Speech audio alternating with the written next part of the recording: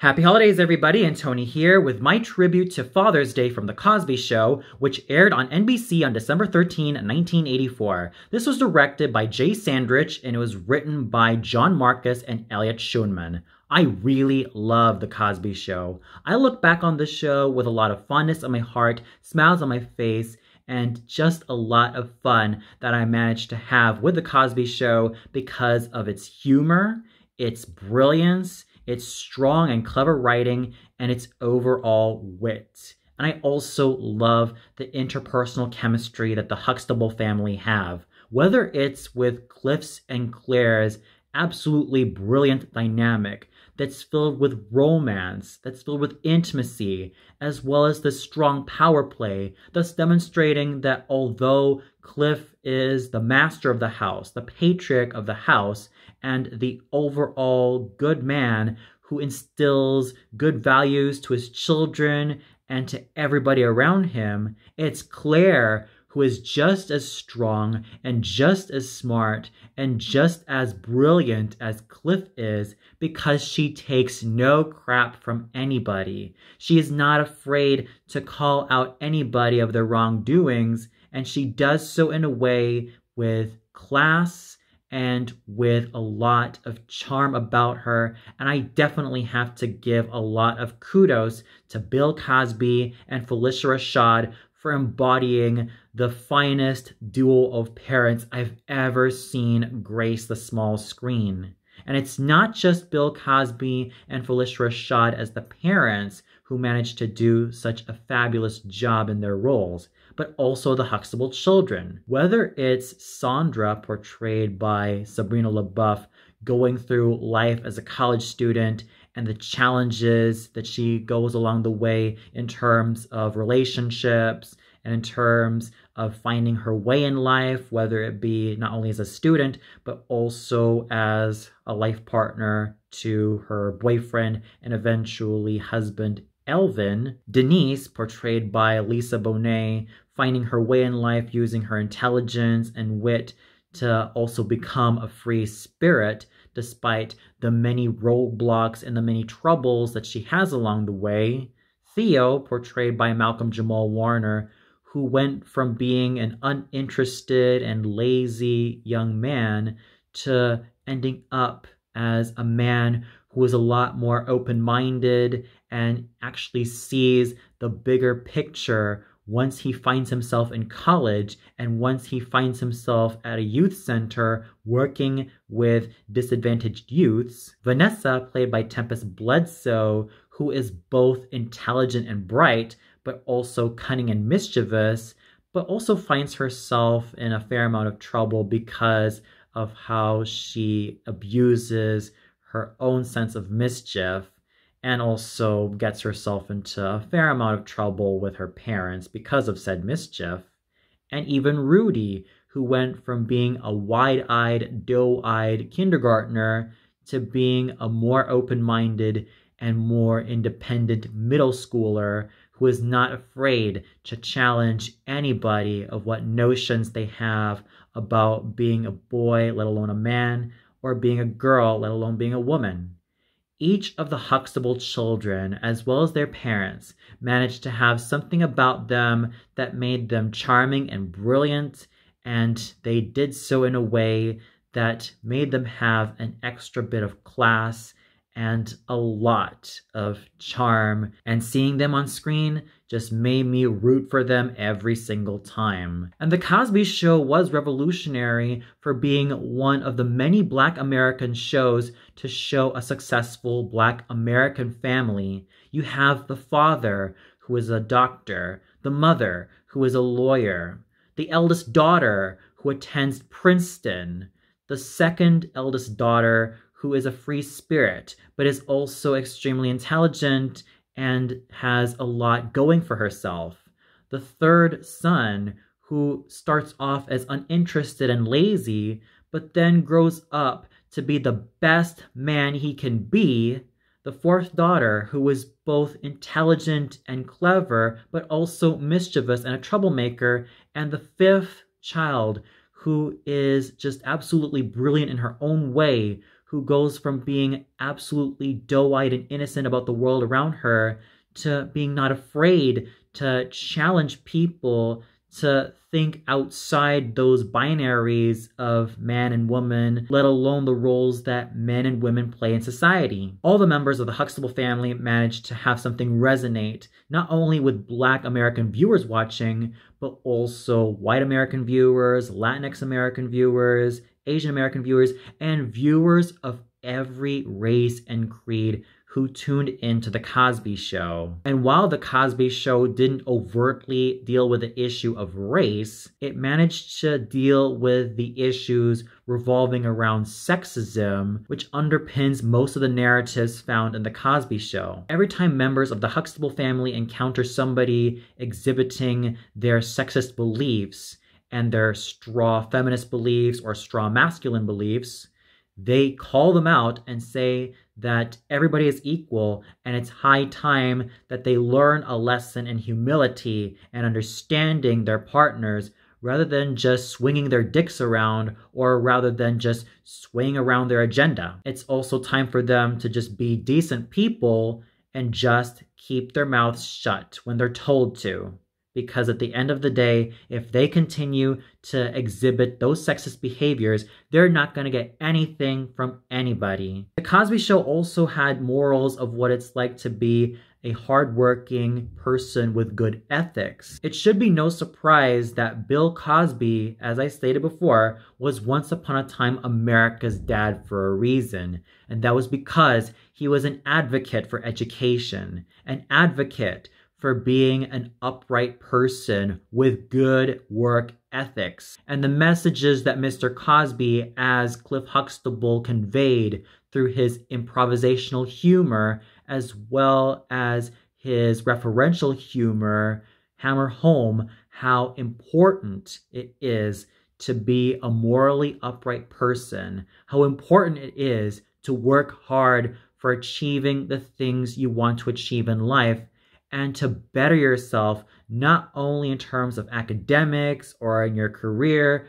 let alone your life as a family man or a family woman, but also as an overall person. And those are the main lessons and the main takeaways that I managed to acquire from The Cosby Show. I first started watching it when I was an 11-year-old boy, when I first tuned into it on Nick at Night. And I watched it again when I was a 13-year-old 7th grader, also at Nick at Night. And the lessons that The Cosby Show had me learn through its humor and through its interpersonal chemistry with the Huxtable family made me happy to be the person I am today. And I also have one of my maternal cousins to thank for not only making me appreciate the show further, but for also making me realize just how much of a brilliant and absolutely awesome show The Cosby Show was. Sure, Bill Cosby might have been facing a lot of contention and a lot of trouble with his sexual assault allegations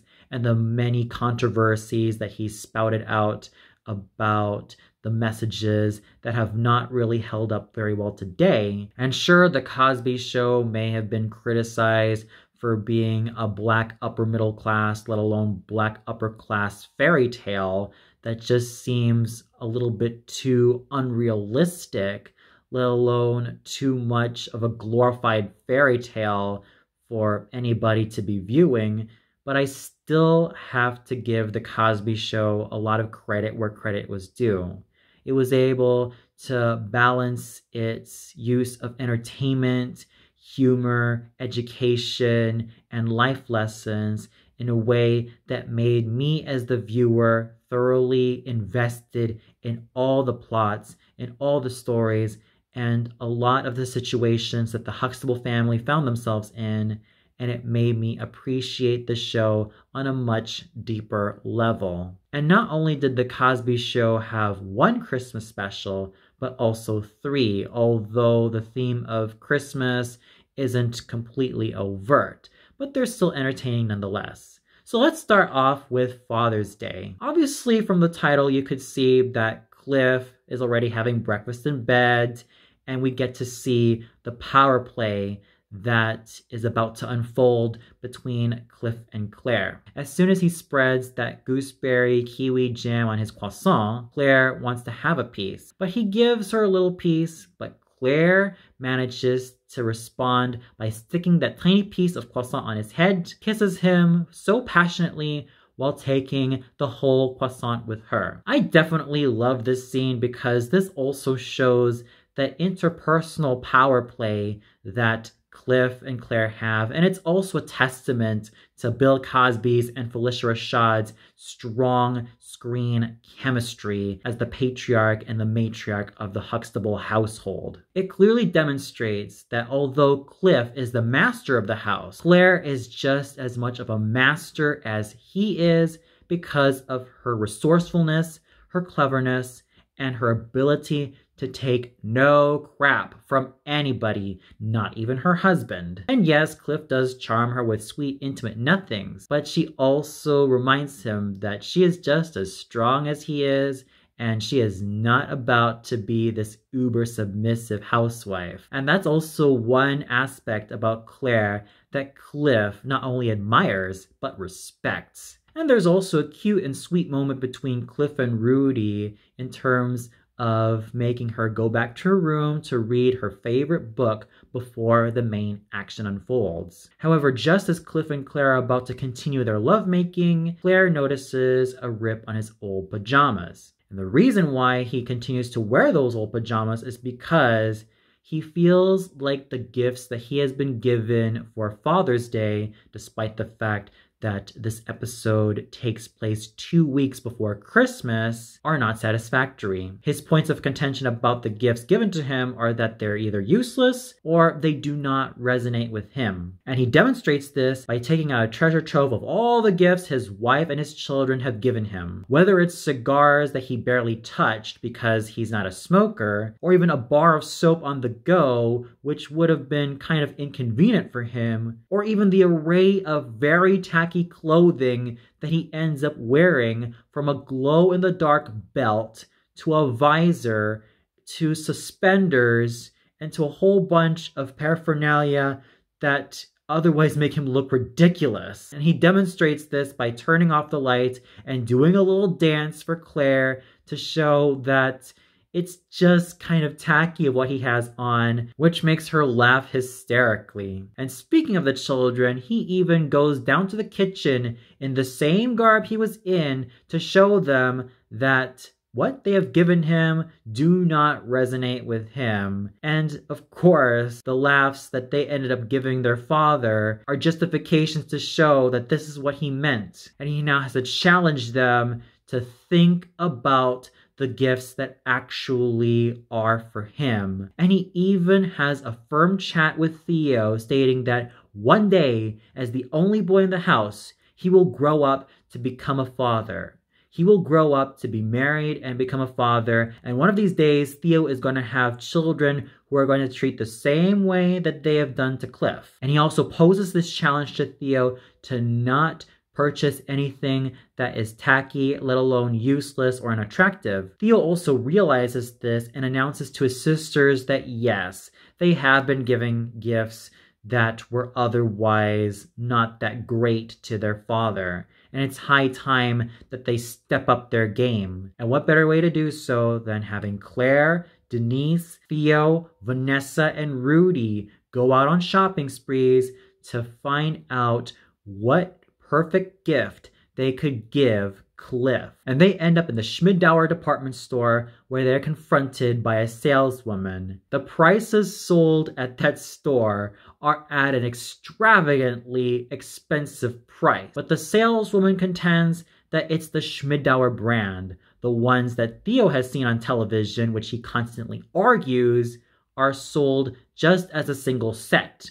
The complete set, as the saleswoman played by Doris Bellick contends, is the full complete price. At least Denise manages to talk some sense into Theo, stating that he is not going to buy the tools because at the end of the day, it's not just Cliff who's going to do the fixing, but Theo is also going to end up helping him out. And there's even this nice, hilarious moment between Vanessa and the saleswoman, as Vanessa inquires of the saleswoman her opinion on the foot warmers as ideal presents for her father, in which the saleswoman replies, yes, they are, but instead of nodding her head, she shakes her head and just tries to keep a strong smile on her face, but she just can't, and it's almost clear to see that the smile would end up being fading away, and she just feels so pissed inside, as though that she wants to tell Vanessa, come on girl, just purchase the stuff so I can get this done and over with.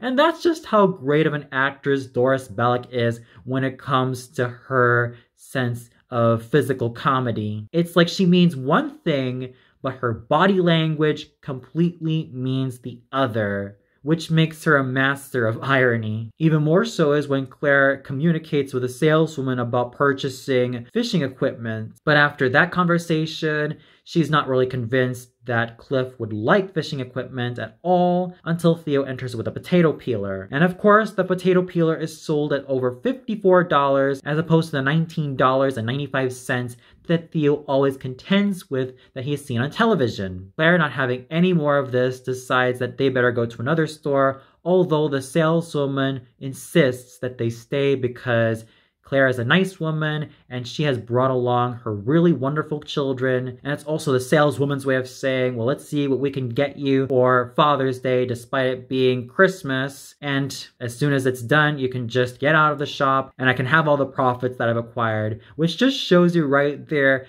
just how strong of an actress Doris Bellick was, and in terms of how she made the character of the saleswoman an absolutely memorable one. Another memorable scene is where Cliff Huxtable is at his office and he encounters the Lee couple. Mrs. Lee is about to give birth, and it's clear to see that this young couple is absolutely excited for the baby to come out. However, the husband, Ben, exhibits some clearly sexist behavior towards his wife, which is something that Cliff cannot take any crap for. And it's clear to see on Cliff's facial expressions that clearly Ben is still living in the Stone Age. And his sexist attitudes by stating that it's always better to keep women barefoot and pregnant does not cut the mustard with Cliff. And he calls out Ben on his sexist crap by reminding him that, yes,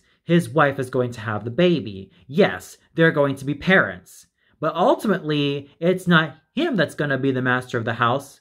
It's going to be their children. And the reason why Cliff and Claire have been married for over 20 years is that they have to join forces all the time, because one of these days their children are going to take over, and it's something that's going to end up causing a lot of trouble for them if they don't take action. And it's also Cliff's way of saying that if he wants to have a happy family with an equally happy wife, as well as children they can love and call their own, he and his wife better keep their guard up and make sure that they don't let their children lord over them. At least this confrontation ends up rather nicely, with Cliff and Ben clinking their mugs and probably drinking to each other's health. And it's also clear to see from Ben's facial expressions that this doctor knows what he's talking about. Cliff has been married to Claire for over 20 years. He knows fully well that Claire never takes crap from anybody. She's a strong lawyer with her own mind and with stronger arguments that she can make in the courtroom as well as in the house. And she runs as tight of a ship as Cliff does. At least that realization manages to make Ben rethink his ways, and at least the confrontation didn't end in animosity. Everything ends well with Claire and the children greeting Cliff a happy Father's Day, and each of them give gifts that are seemingly slightly better than the gifts that Cliff would usually acquire. First comes a weather rooster, because Cliff always inquires of the weather and he wants to know how cold or how warm it's gonna be. So at least the first gift was quite nice for him. Then Denise gives Cliff an electric ice cream scooper to make sure that he has perfect scoops every time. Theo gives Cliff slippers, which at first are warm fuzzy slippers, but he can also turn them inside out and use them as rubber slippers in case he goes out for a walk or in case he goes out to pick up the newspaper. Then there's Rudy, who gives him tennis balls, which he argues are the perfect size. Claire even gives him an old book revolving around the debates Abraham Lincoln had, and Cliff then closes everything by stating that these gifts were absolutely brilliant because each and every one of them thought really long and hard about them. And it all ends with smiles and joys, with all the Huxtable kids hugging their father, a happy Father's Day, because they have given him the best Christmas gifts on that very special day that he has been at first dreading, but nowadays looks forward to. So Father's Day was absolutely brilliant. It's full of wit, it's full of charm, and it's full of absolutely great interpersonal chemistry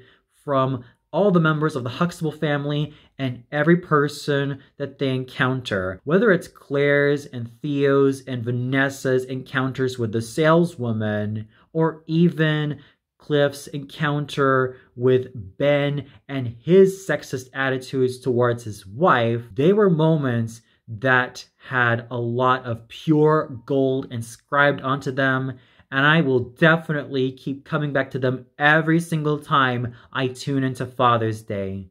This episode had that trademark Cosby Show charm, brilliance, wit, and sharpness, and it's a reason why I consider it one of the best. And for those of you who tuned into Father's Day from The Cosby Show, what'd you think of it? Did you really enjoy this episode as a whole?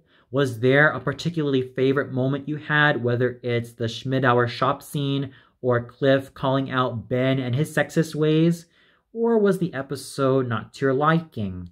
Comment below and let me know. Well, that's it for my tribute to Father's Day from The Cosby Show. Tune in much later for my second tribute to the second Cosby Show holiday episode. So until then, happy holidays, everybody!